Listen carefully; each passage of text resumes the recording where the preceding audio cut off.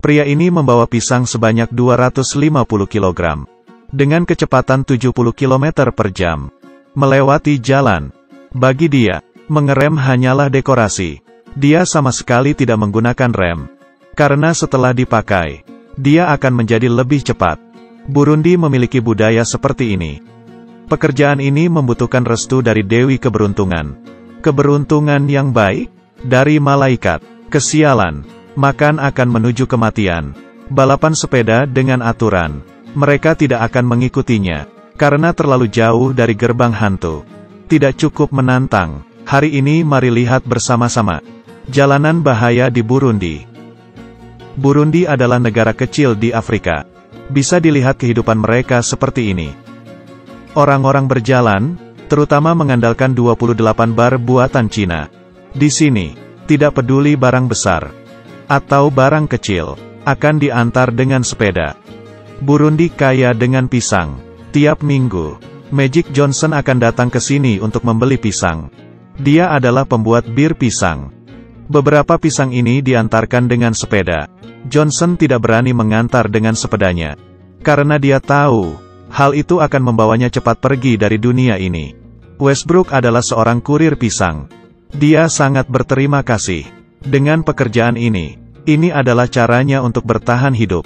Hari ini mengantarkan pisang sebanyak 180 kg. Dan harus diantarkan ke tempat yang sejauh 15 km. Untungnya, saat berangkat, ada jalan turunan yang panjang. Sehingga membuatnya lebih mudah untuk menggerakkan sepeda. Di jalan ini Westbrook tidak menggunakan rem. Tidak memerlukan SIM dan hanya menggunakan hati. Orang biasa tidak bisa sampai di tempat tujuan dengan selamat. Dia tahun ini berumur 22 tahun.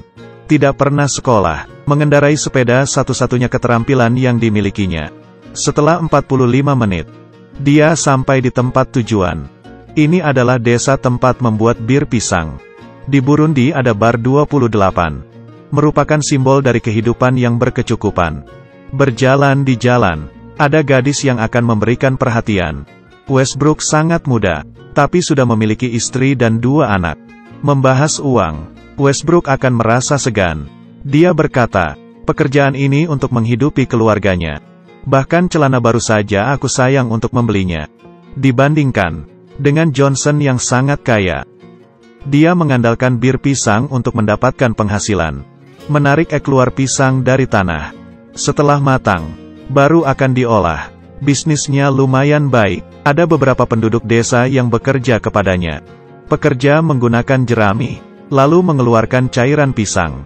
Kemudian memasukkannya ke wadah lalu difermentasi. Johnson sangat puas dengan bisnisnya. Lagi pula, ada lebih banyak uang, lebih dekat dengan rumah. Dan tidak ada bos yang bisa mengarahkannya.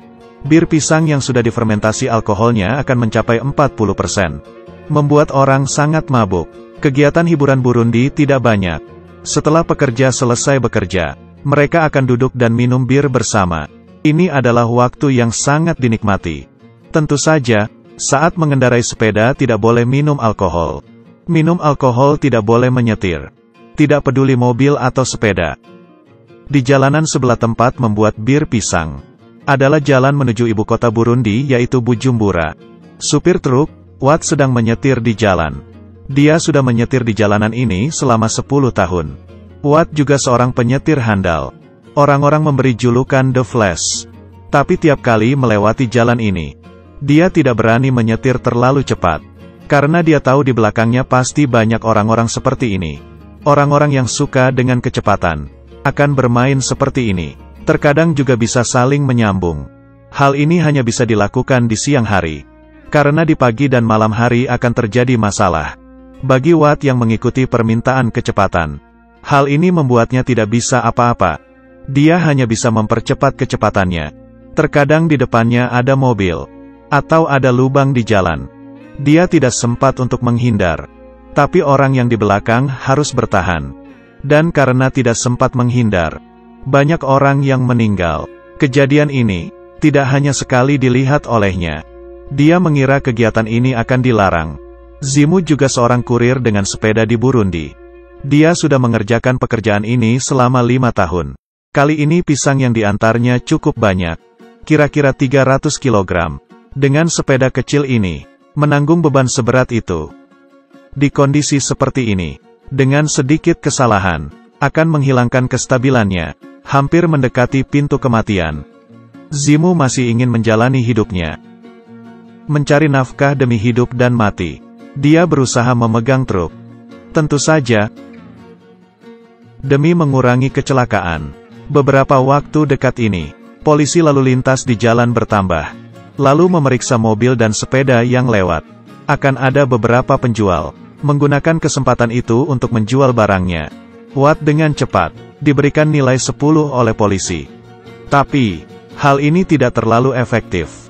Karena penyetir sepeda yang mendengar suara peluit polisi, akan langsung melepaskan pegangan dari truk. Pemerintah menambah banyak polisi. Untuk melakukan pemeriksaan, diperintahkan untuk tidak menangkap mobil. Tapi penyetir juga hanya melewatinya. Meski jarak ke Bujumbura semakin dekat, di jalan semakin ramai. Jarak ke ibu kota hanya 40 km. Jalanan ini banyak sepeda yang ngebut. Mereka terkenal di seluruh negeri. Karena kurangnya pekerjaan.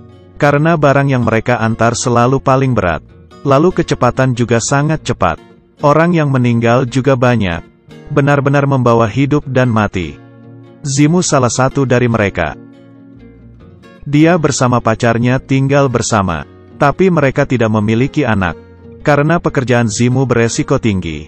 Mereka memutuskan setelah pekerjaan lebih baik baru memikirkannya lagi. Pisang di sini sangatlah murah. Satu sisir hanya seharga 60.000. Zimu membeli 250 kg pisang. Berpikir untuk mengantarnya ke ibu kota dan menjual lebih mahal. Dan mendapatkan keuntungan. Dia mengendarai sepeda. Dan mulai perjalanan hidup mati. Meluncur di jalanan dengan sepedanya. Dengan kecepatan cepat 60-70 km per jam. Bagian bahayanya adalah, di saat pembelokan, dia tetap tidak mengerem. Karena rodanya bisa pecah. Bila bertemu dengan hari hujan, jalanan akan semakin licin. Dan kecepatan pun akan semakin cepat. Tetap tidak mengerem. Dia hanya terus melanjutkan perjalanannya. Membiarkan sepeda mengurangi kecepatan dengan sendirinya. Tapi sebelum itu, dia hanya bisa berdoa dengan Tuhan untuk melindunginya. Tidak ada orang yang tahu sudah berapa banyak hal yang terjadi. Hingga pihak lalu lintas pun tidak mengumpulkan data. Jalan turunan sangat mudah, tapi jalan mendaki sangat susah. Hal ini pun menambah suatu pekerjaan. Ada beberapa orang khusus yang membantu untuk mendorong.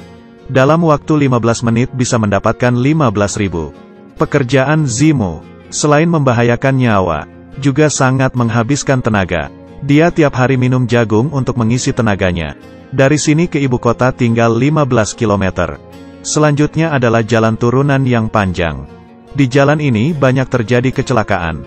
Tapi Zimu percaya dengan kemampuan menyetirnya. Dia berkata, masih bisa. Sampai sekarang, aku hanya pernah mengalami beberapa patah tulang. Muzi pada akhirnya tiba di tempat tujuan dengan selamat. Sekali lagi melewati dewa kematian. Dia ingin mengantar ke toko pertama. Dan berada di ujung kota. Berhenti dan meletakkan sepedanya memerlukan beberapa keterampilan. Seperti cara dia menggerakkan sepedanya. Untuk mencegah pisangnya terjatuh ke tanah. Seminggu 5 kali. Tiap kali mengantar 2 sisir pisang ke toko kecil ini.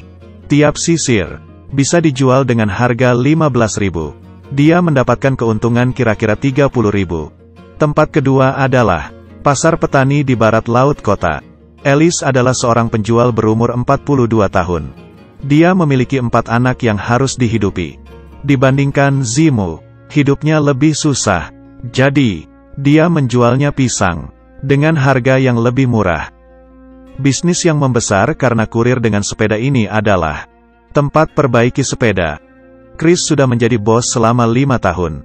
Dia berkata, penggali emas tidak sebaik penjual sekop. Bisnisnya sangat laku. Di toko ada 100 pekerja yang bekerja kepadanya. Hal yang paling banyak dikerjakan adalah memperbaiki, memperkuat pagar dan mengganti ban. Zimu juga datang ke toko Chris.